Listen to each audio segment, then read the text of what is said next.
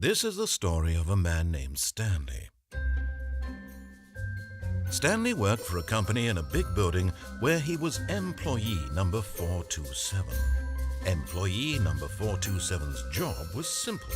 He sat at his desk in room 427 and he pushed buttons on a keyboard. Orders came to him through a monitor on his desk, telling him what buttons to push, how long to push them, and in what order. This is what employee 427 did every day of every month of every year. And although others might have considered it still-winding, Stanley relished every moment that the orders came in, as though he had been made exactly for this job. And Stanley was happy. And one day, something very peculiar happened. Something that would forever change Stanley. Something he would never quite forget. He had been at his desk for nearly an hour when he realized that not one single order had arrived on the monitor for him to follow. No one had showed up to give him instructions, call a meeting, or even say hi. Never in all his years at the company had this happened, this complete isolation. Something was very clearly wrong. Shocked, frozen solid, Stanley found himself unable to move for the longest time. But as he came to his wits and regained his senses, he got up from his desk and stepped out of his office.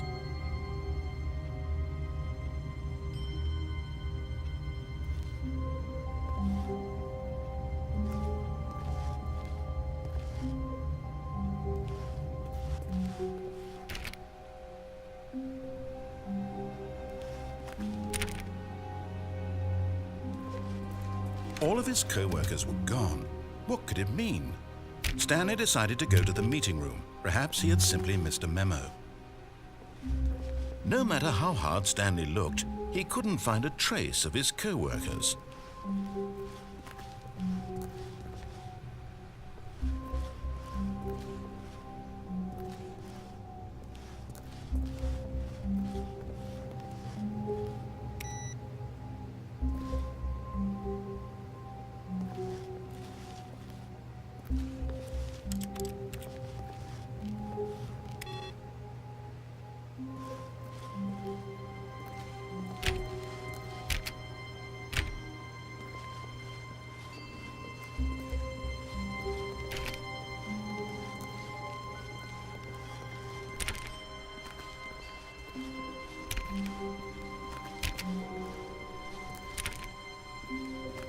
When Stanley came to a set of 2 open doors, he entered the door on his left.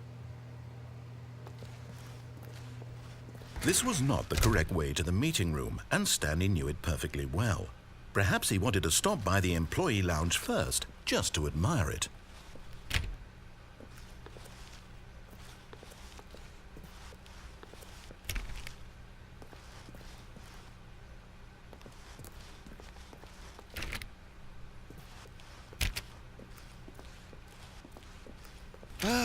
Yes, truly a room worth admiring. It had really been worth the detour after all, just to spend a few moments here in this immaculate, beautifully constructed room. Stanley simply stood here, drinking it all in.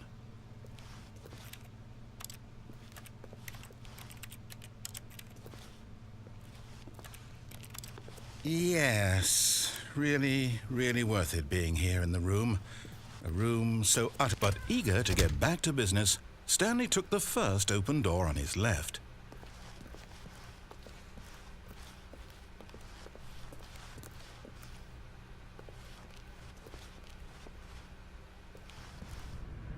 Stanley was so bad at following directions, it's incredible he wasn't fired years ago.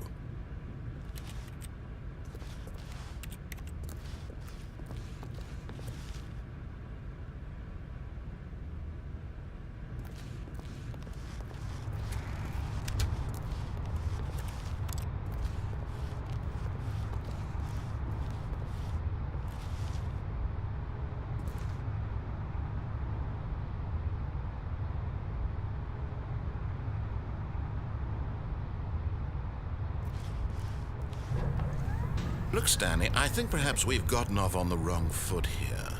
I'm not your enemy, really, I'm not. I realize that investing your trust in someone else can be difficult, but the fact is that the story has been about nothing but you all this time. There's someone you've been neglecting, Stanley.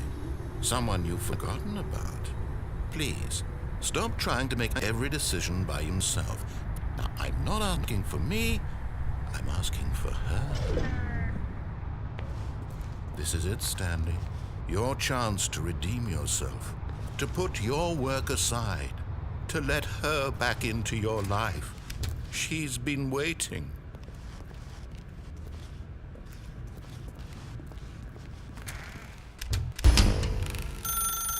That's her, Stanley. You need to be the one to do this, to reach out to her. If you can truly place your faith in another, then pick up the phone.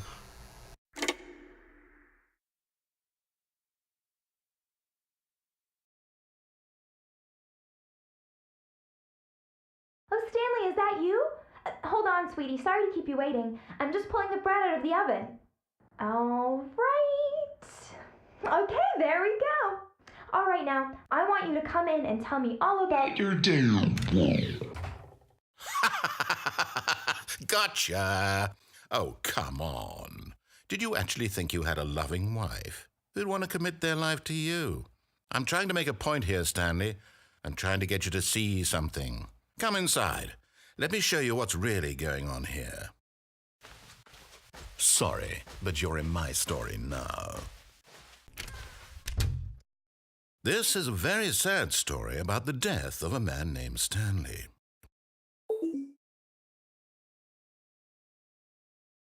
Stanley is quite a boring fellow. He has a job that demands of him, and every button that he pushes is a reminder of the inconsequential nature of his existence.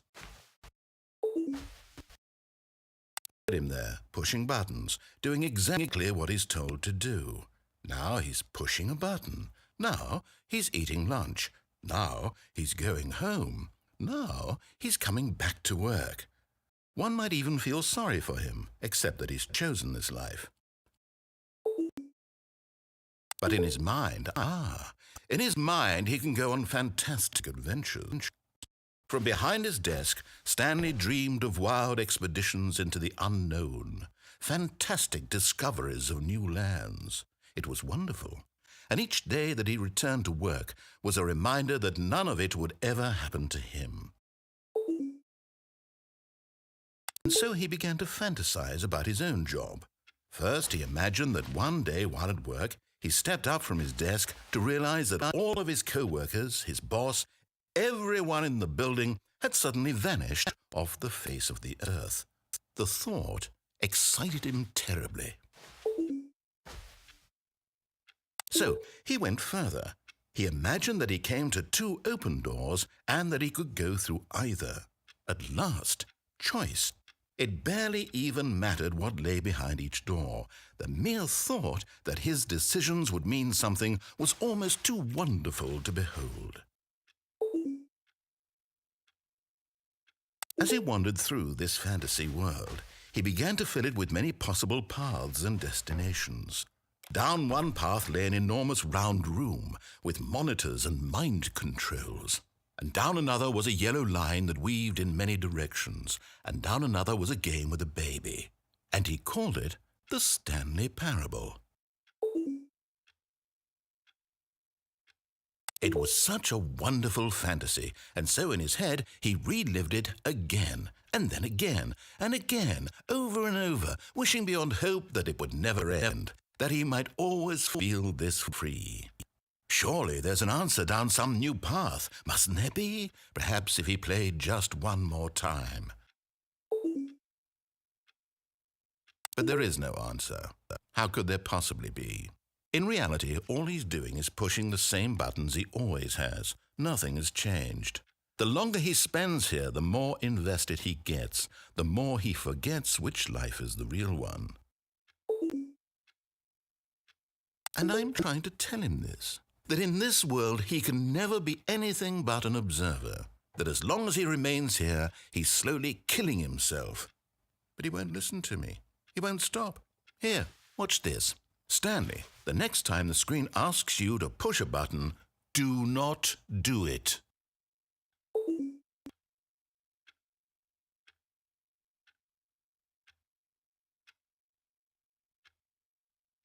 You see? Can he just not hear me? How can I tell him in a way that he'll understand that every second he remains here, he's electing to kill himself? How can I get him to see what I see? How can I make him look at himself?